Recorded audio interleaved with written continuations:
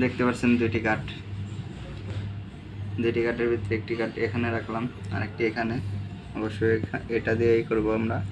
আর হচ্ছে মেসের কাঠি নিব, কাঠির মাধ্যমে দেখাবো। শুরু কাঠিটা এখানে রাখছি,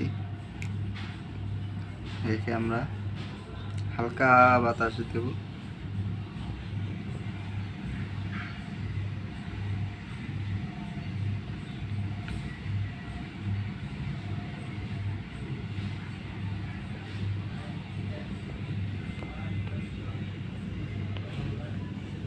দেখেন হালকা বাতাস দিছি, দেখেন এটার নিচে কিছু নাই,